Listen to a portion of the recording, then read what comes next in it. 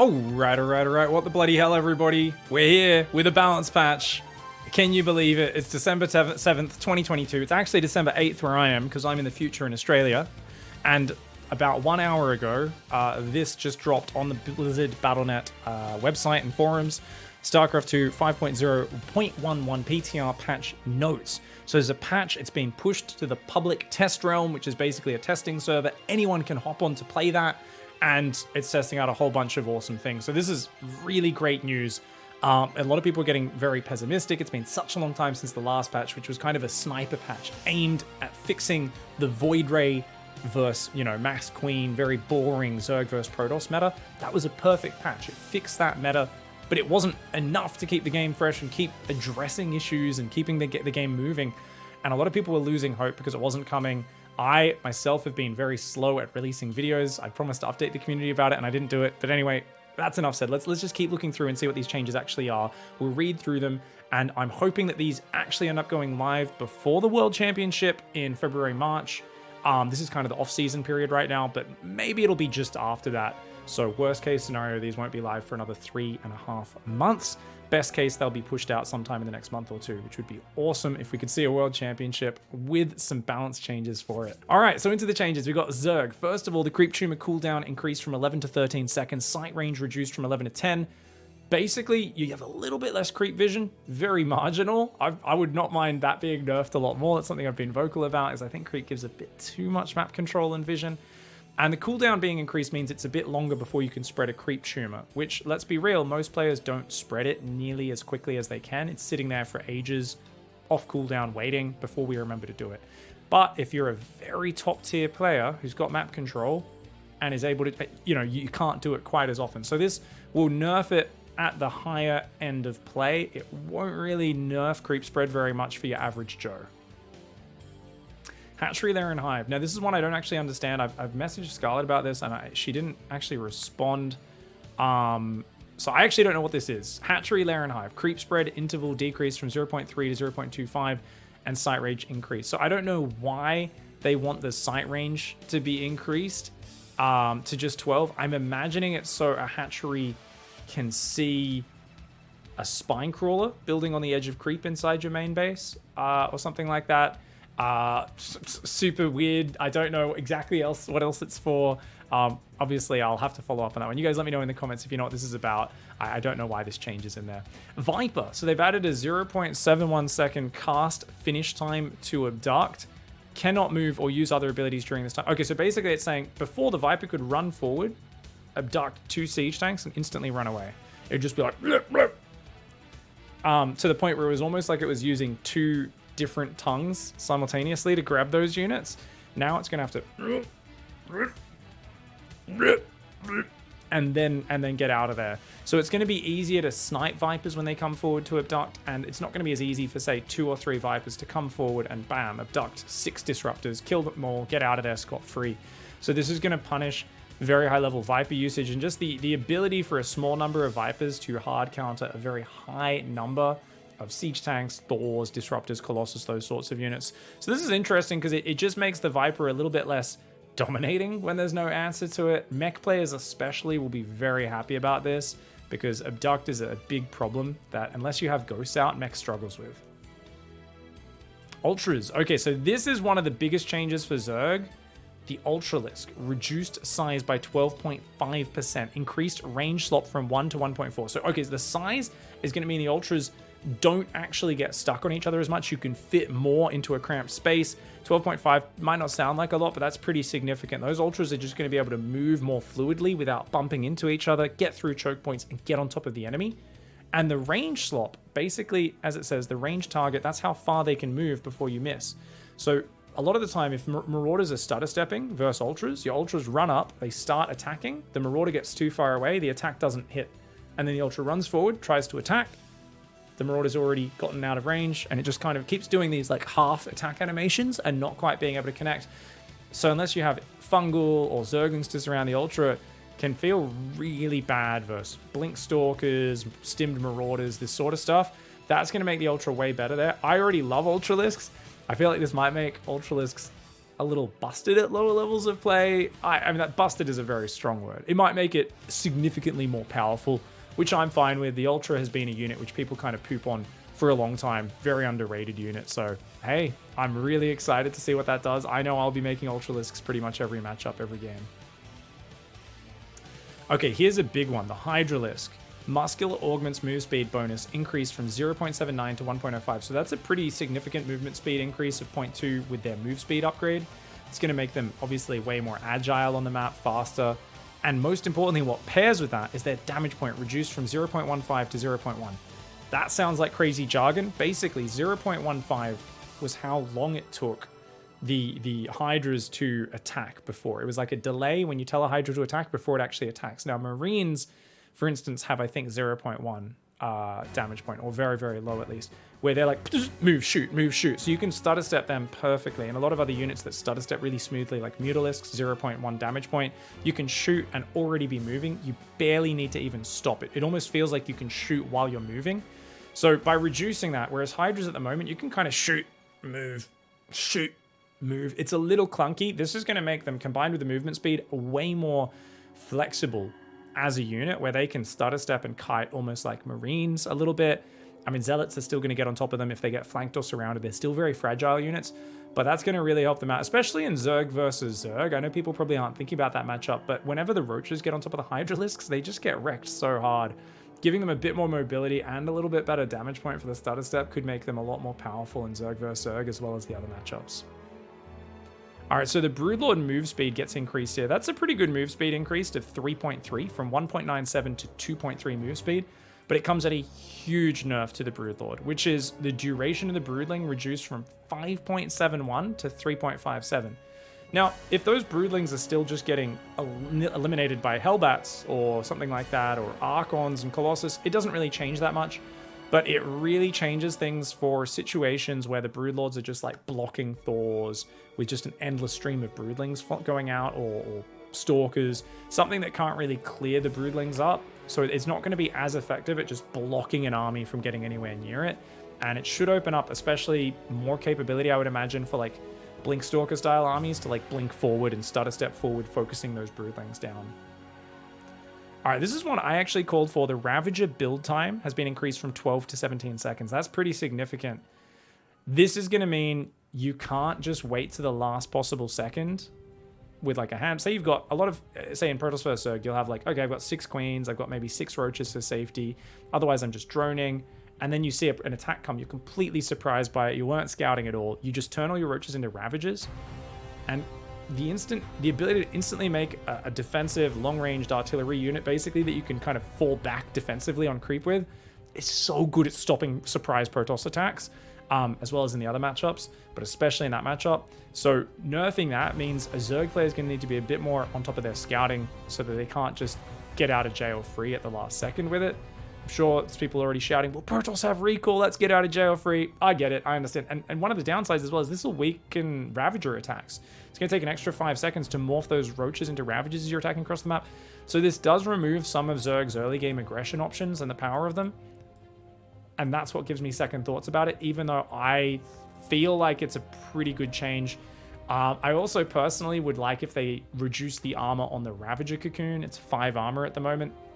Even just down to 3 or 4 would be good. Because for instance, in Zerg vs. Zerg, morphing a Roach into a Ravager makes it pretty much immune to dying from Zerglings. They do half a damage and attack to it. So even if you keep it alive with at 20 hit points deep in the red, you morph to a Ravager, that's going to take another 40 Zergling attacks to kill that Cocoon, which is pretty much impossible. So I wouldn't mind that being nerfed as well, but I'm very curious to see what this does. I'm hoping it doesn't curtail Zerg aggression to the point where Protoss and Terran can play super greedy against them. All right, let's look at the Protoss changes. We've got the shield battery overcharge, recharge rate reduced from 200% to 150. So at the moment, the battery can heal shields at double the speed it normally can, and it doesn't cost energy. Now it's only going to be 1.5 times. So that's a pretty big nerf. That's pretty damn huge. Still going to be effective, but people will be a bit less frustrated by it. Now, I would say that Protoss is pretty fragile, and they do need battery overcharge. A lot of people like, get rid of it, and I always say, hey, don't get me wrong. I'm not a fan of battery overcharge if you look at it in isolation, right? It can be an unfun mechanic or frustrating to attack into. But it has some really big weaknesses. There are situations where it just gets clicked down if the Protoss isn't perfectly in position. And it's like, well, that did nothing, you know? So that happens. The other thing that happens is, more importantly, that you can bait it out and fight elsewhere. You know, the Protoss, if they're already on the back foot, yes, it can create a no-go zone, but only for 11 seconds. So it's nowhere near as oppressive as the previous forms of Protoss defensive special abilities that help them get through the early game. In the past, they had a Mothership Core, which was a floating hero unit in the early game. It could turn pylons into laser cannons. Like, it was insane. And it would, at max energy, have 4 of those casts in it. So turning a pylon into a cannon for like 20 seconds was insane. Back in Heart of the Swarm, it could turn a Nexus into a cannon for a full minute. And it was a cannon with massive range. So I would say you compare it to like, oh, look, you get this one unit that can just basically spawn static defense everywhere.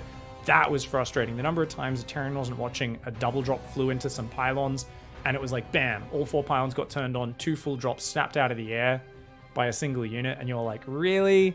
So I actually think the battery, as much as people complain about it now, is the least offensive of all of the special things that Protoss has gotten to help make up for how fragile they are in the early game. Is it perfect design? No, not really. And you can go on about that all day. There's lots of debates and arguments, which I kind of agree with. But I actually think battery overcharge is really good. I worry this might be a little bit too much of a nerf to the battery overcharge, but I'm very happy to just see where it goes. As always, I hold back any super harsh judgment, by the way, on these changes until later on. So don't shout at me in the comments, you're wrong about this. I'd love to hear your thoughts. Everyone watching, please explain your thoughts on why you think something. But just remember, I'm not the one choosing this. It's an input from the pro gamers. I actually had very little input on this patch. I basically just had put forward some suggestions and ideas previously way back in that video I made. And I kind of nodded and smiled when pro gamers and a lot of other people in the community came up with a lot of these changes and went, oh, that sounds good. Yeah, that sounds pretty good. Oh, happy to try that. Happy to see how it goes. But as always, this is why we've got the public test realm. We'll see, is something way too good or way too bad? And of course, make adjustments as needed. Observer, move speed increased from 2.63 to 2.82. So the move speed's a bit faster on the Observer, but its model size increased by 17.5%. The idea is that's going to be much easier to see the invisible blur now. So especially for Terran players who don't have particularly accessible detection, though actually Ravens are more accessible now, so there's much more reason to be building Raven now, but it'll be easier for a Terran to spot where those are, which is really nice. On the other hand, the Observer can run away a bit easier, which is cool. Bit more microable rather than just set some observers up, hope they don't see it, and get game-winning information without them realizing. Archon, this is beautiful. The Archon has gone on a diet, guys. They signed it up to Jenny Craig. They signed it up to Weight Watchers, and it can now fit between single gap walls. So collision size with other units is affected. How many times have we had a single space wall against Zerg? Then we have to recall units and our Archons are stuck in our base. We've got to kill some buildings to get out. It's such a pain. It's so annoying. So fixing this is awesome. And the thing is, it doesn't mean those Archons can clump up anymore in the army. Collision size with other units is unaffected. I don't know how they did that, because I thought that would be the same stat on the unit or mechanic, but somehow they've done it. I don't know how. High Templar, move speed increased from 2.63 to 2.82, so they want the High Templar to be just a little bit faster. Basically, the reason for that is the High Templar, when they're not in a Warp Prism, are super clunky and slow, so I think they just want the High Templar to be a bit quicker at keeping up with the army on the ground. And that's also going to be important because there's some ghost changes, which I think they want the High Templar to be able to skirmish with the ghost a little bit better. Whereas at the moment, it does tend to be a very ghost-favored interaction where High Templar, other than the Storm Drop surprise kind of attack and engagement in PvZ, usually they're more of a backup splash damage that you just spread around the map and you try to come from a surprising angle, because if the Terran knows they're there, they very rarely work once the Terran has ghosts out. Now the Disruptor, we've got the Purifier Orb radius reduced from 1.5 to 1.35. So the Disruptor shot is just going to have a bit of a smaller explosion. Curious to see how that plays out. A lot of people complain about it just being way too drastic and doing too much damage, and I definitely agree with that. Now here's a big one as well. The Carrier Interceptor shields reduced from 40 to 30. I've talked a lot about how Carriers have way more hit points than any other unit in the game for their supply when you count their interceptors, because the Carrier itself has something like 450 hit points, and then each of the 8 interceptors has 80. This is counting shields and hit points together just for simplicity's sake. I know they have different armor values, guys. Calm down, calm down. Just rough numbers, okay? So they are taking 10 shields off the Interceptor. It'll still have 40 hit points, but it's only going to have 30 shields. So that's the regenerating life is going to be lower. It also is going to lower their attack target priority from 20 to 19. So if you have, say, a Marine in range of the carrier and the Interceptor, it's going to choose to shoot the carrier instead of the Interceptor. Now that's kind of cool because it means like Corruptors, for instance, and Vikings, you can just A-move to a certain extent as long as they're close enough to the carriers. And that's pretty cool. Much better for lower level players who really struggle with that micro in big fights when there's so much going on in late game. The only downside is if I'm using like Marines or Hydralisks, I do actually want them to attack the Interceptors instead of the carrier just by A-moving, because they're going to struggle to get underneath the carriers. I feel like though, because the carriers will be kind of far enough away, it's fine, because they're not going to get aggroed onto the carriers unless you've already moved underneath them, in which case, well, you might as well click on them anyway. So that's going to be really cool. Now, this third one I was a bit confused about. Interceptor flying radius around the target increased. I actually just went in Scarlett's stream. She's live on Twitch going over these changes right now. And I was like, hey, Scarlett, is that so basically, is that, you know, so you've got the unit and rather than just zipping around it like a bee, it goes on a bigger little circuit kind of around the unit, zapping it and coming in and out. And I was like, is that so it's a bit less vulnerable to like parasitic bomb and that sort of stuff? She said, yeah, because the shields are reduced and they already happen to clump up really bad sometimes and just all die to parasitic bomb or parasitic bomb and fungal. This is going to make them a little bit less vulnerable to that. So the idea here is that Interceptors are less tanky versus like Hydras and Marines, but they're going to be a little bit less vulnerable to the splash damage that sometimes ruins them. You'll often see, for instance, like Zerg players will be fighting against carriers with Corruptors. They'll parasitic bomb the carrier, and then they'll fly the Corruptors on top of the carrier. So as the Interceptors attack the Corruptor, they start all just popping to the parasitic bomb, and sometimes that's super brutal.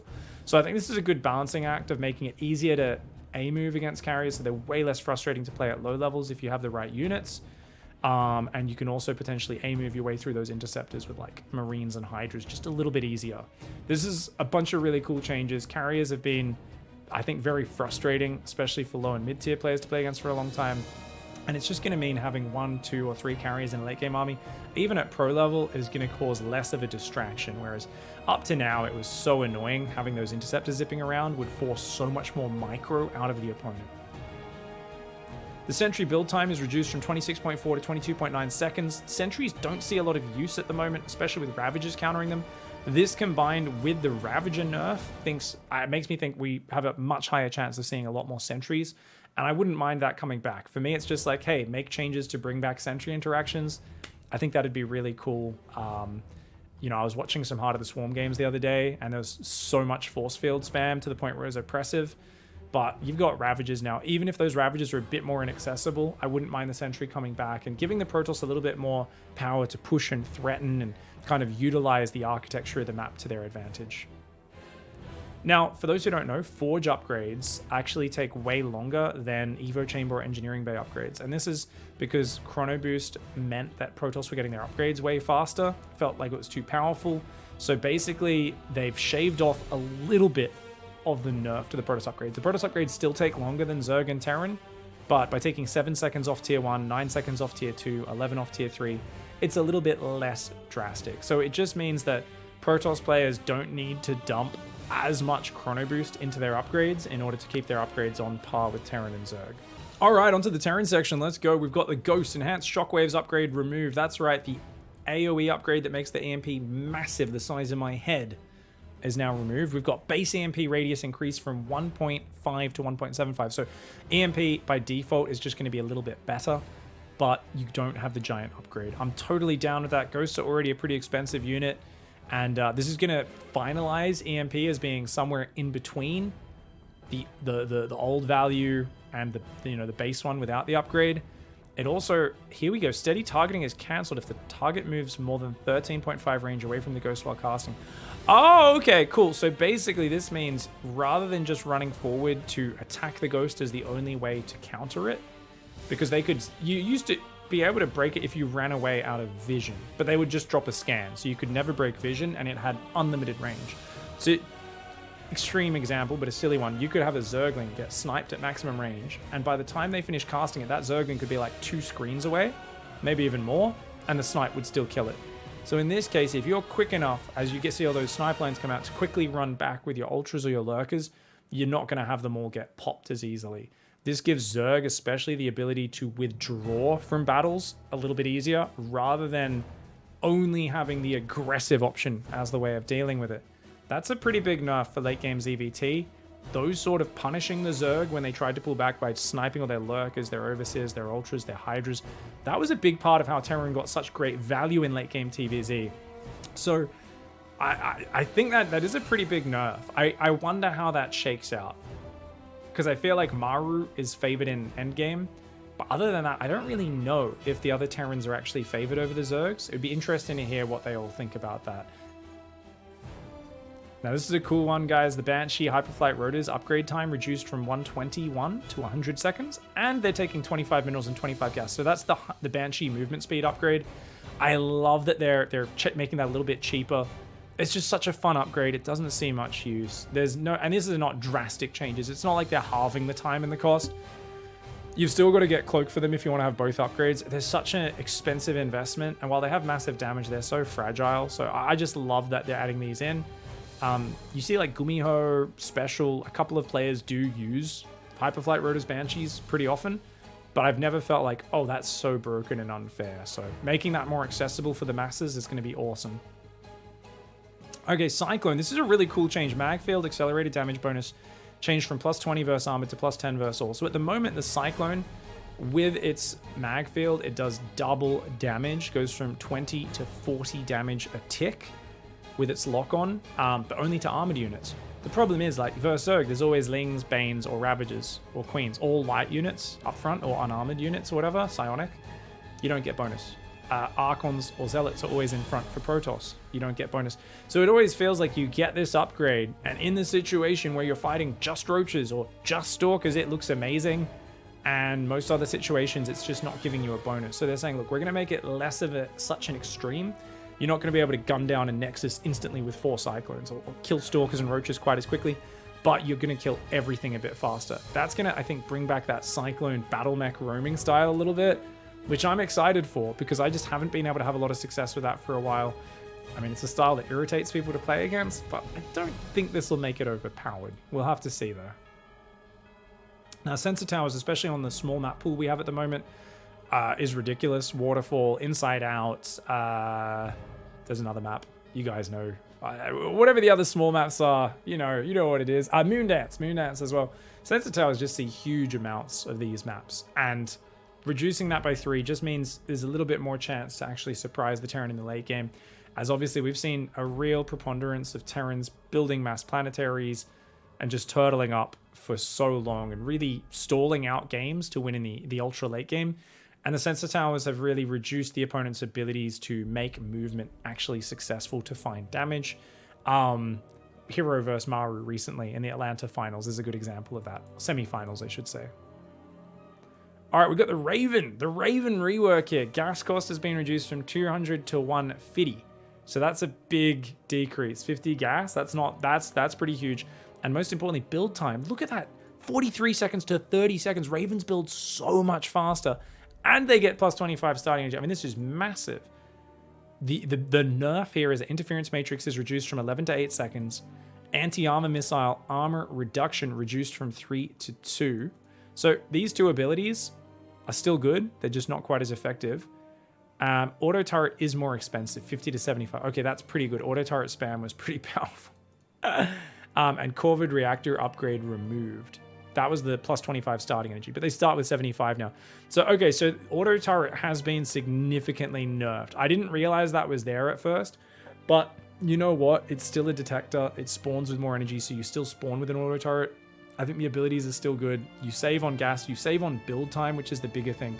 The build time is so massive. The problem with the Raven has always been the fact that you've got to have your starport on a tech lab. You're usually playing bio, that's the main style Terrans play. If your starport's on a tech lab, it can't be on a reactor building medevacs.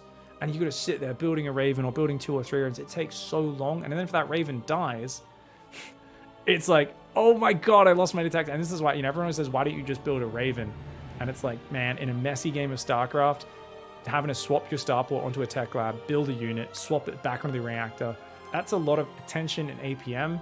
And then if that Raven goes down, it's like, oh god, it's one of these things where it was a bit too much of an investment. I like that we're making the detector more accessible. Are we nerfing its abilities a little bit? Yes, but we're also making it cheaper, way more accessible, and I feel like building a Raven is almost going to become a no-brainer to push back creep, to spot observers, and of course you're still going to build 2 or 3 Ravens in TVT, because that interference matrix, even at 8 seconds, that's still huge to take siege tanks out of the fight early on. So I think this is a really good rework to make the Raven more accessible, a little bit less impactful, but it's going to make detection finally accessible for the Terran race, or at least a bit more accessible. All right, so there's a whole bunch of miscellaneous bug fixes, quality of life changes. We're just going to zoom through these because I don't think there's anything too big. Follow and acquire range units reduced from 5 to 2. Units will switch to attacking from moving when within this range of the following target. Okay, cool. Yeah, I don't know what that really affects. Dark Templar, attack blink delay reduced by 0.04 seconds. Just to standardize the number, because most other things are 0.71 seconds. Okay, fine. The factory, increase maximum spawn radius by 1. Oh, so siege tanks and Thors won't get trap popping out of the factory as much. That's awesome. That's awesome. That's really cool. Widowmine, reduced random unburrow burrow delay from 0.36 seconds to 0.18 seconds. Average time remains the same. Okay, this is ridiculous. So I didn't even know this was a thing. Apparently Widowmines had a random burrow unburrow delay of 0.36 seconds. So it could be, I think, anything up to 0.36 seconds. So this actually explains. There's been so many times when I just tried to kill a Widowmine that was burrowing with my probes and like adepts in a mineral line, and I was sure it was going to die. And it felt like it just burrowed quicker than normal, even though it didn't have drilling claws, and just killed all my stuff. And I was like, shocked. I never realized there was a random interval where it could be all the way up to 0.36, or it could be like 0.01, bam, instantly starts burrowing. That's crazy. So they're reducing that to make it just feel more consistent, so you can anticipate how quickly it'll burrow as the person trying to kill it or the person using it yourself. It's just going to add more consistency to the unit. The Widowmine's big problem right now is that it is so inconsistent. It also no longer targets Zerg eggs without a manual order. Thank the Lord. I mean, that was so annoying. You'd run in, you'd burrow, and all your Widowmines waste their shots on a few eggs building, and then the Ling Bane comes in, and you're like, you idiots, why did you do that? Oh my god. Funnily enough, they still haven't changed the fact that the Widowmine is the only unit that will automatically friendly fire your own units when they get neural parasited. All your other units are like, oh, that's still kind of a friend. You need to like manually target your own unit if you want to kill it. But the Widowmine is like, nah, fuck him. Kill that guy. He's joined their side, so it is what it is. All right, Cyclone. The Cyclone fixed an issue where lock-on could enter a cooldown while the Cyclone is loaded into a medevac. Okay, that's interesting. So it used to be if you picked it up and then dropped it, sometimes its lock-on would start trying to cool down as if it had locked onto something. So they've fixed that. Didn't even know that was a bug. It also no longer targets Zerg eggs without a manual order. Very, very good. That's very helpful. These are both really going to help like weird battle mech styles with like Cyclones and Widowmines and stuff.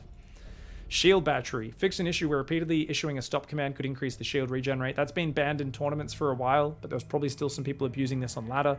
Basically, you could just select it, spam stop, and it would actually heal way quicker than it otherwise would. I never really noticed people using it, but they very well could have been. Adept. Fixed an issue where adepts could not be ordered to cancel the shade ability when selected with adepts who are not finished warping in. Oh, I didn't even realize that was a thing. They can now be ordered to load into a warp prism while shading, automatically cancelling the shade. Oh, I did not realize. Okay, so it used to be you had to select the adept, cancel, and then you could click on the warp prism. Now you can just click them on the warp prism. It'll automatically cancel the shade. Okay, just like with the disruptor. Very cool. The Queen, fixed an issue where initial creep tumors should be cancelled. No longer unable to receive certain orders for 0.6 seconds after spawning. Fixed initial creep tumors. Okay, I don't really know what that was, but that's cool. Overall, I can't believe there's so many quality of life changes. These are amazing, like little details that were never getting fixed before.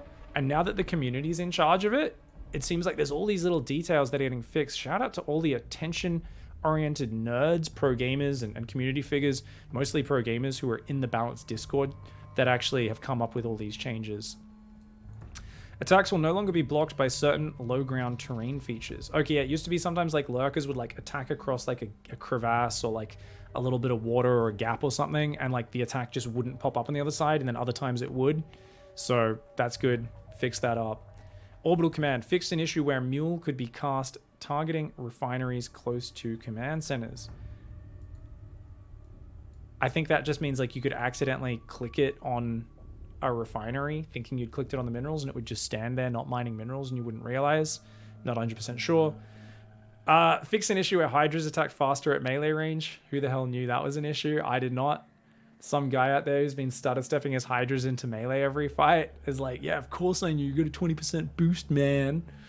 Fix an issue where Morph to Lurker would be cancelled with a smart command issued immediately after the Morph command. Oh, okay. I didn't realize that was an issue either. Stasis Ward. Attack target priority increased from 10 to 20. So basically the Stasis Ward has as much attack priority as other units. At the moment, before this PTR, you could put a stasis down in the battle. If they didn't click on it, all the units would keep attacking enemy fighting units and the stasis could freeze half your army. Especially if it was underneath a bunch of air units or a whole bunch of stuff going on and you didn't see it going down. It was a really frustrating way to lose a game. So I'm totally down with them doing that. Units affected by stasis also can be issued any non-build commands instead of only moved commands to be acted upon stasis expiring. Oh, that's huge. So that means if your workers get frozen, you can immediately grab them, click them on the minerals, click them on the gas to go back to mining, and they'll automatically do that once they're out of the stasis. Whereas you used to have to come back when the stasis was expired and then do it. And that's really painful because in StarCraft, you've already got like a list of priorities that you're trying to remember to do. And then it was like, oh, I've got to come back 20 seconds and put those workers back. And then another stasis trap goes off and you're like, oh, I've got to come back 20 seconds and do that. And it just added to your mental load. It was really stressful and frustrating. I do like that they're fixing that. Raven fixed an issue where units affected by interference matrix could not be issued stop commands. Oh, I didn't realize that. Yeah, because they'd often just run forward into battle even if you gave them a stop command. That's interesting.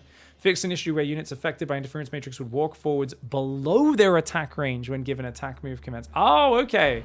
So when they're matrix now, I kind of liked that being in there, that players had to fix that up, right? Because the units would be like, oh, I'm getting an attack move command. I don't have an attack. And what do you do when you attack move? A unit doesn't have an attack. It just moves to that point. And that's what they would do. They've removed that, so they've made it a lot more friendly. Where your unit will now just sit there at its attack range. Say it's a Colossus upgraded that has 9 attack range. It's just going to stand at 9 range, wait for the matrix to wear off, and then it'll go back to attacking. Whereas what it would do previously is if you'd attack move behind their army, the moment the interference matrix goes down, the Colossus still has that attack move command, and it just tries to walk through their army. So you had to very quickly fix that. These are very like noob-friendly fixes. I always worry a little bit when these are added in because obviously that's something where skill expression to realize that's going to happen, see an interference matrix and immediately give the orders to cancel it. It does technically remove a little bit of the interaction, but I'm not too salty. I think I'm just too positive because I'm happy that they're fixing so many things and we're actually getting a patch. My expectations have been lowered in the last few years, so I'm just bloody positive. What can I say? Nidusworm fixed a visual bug. Okay, no worries. Mutalisk fixed an issue where Mutalisk attack launch sound would play each time the attack bounced. I did not realize that was an issue. Zergling fixed an issue where Zerglings could not receive queued morph to Baneling command. So now you can tell a Zergling to move to a point and then morph into a Baneling and then click into a mineral line all on one queued up command.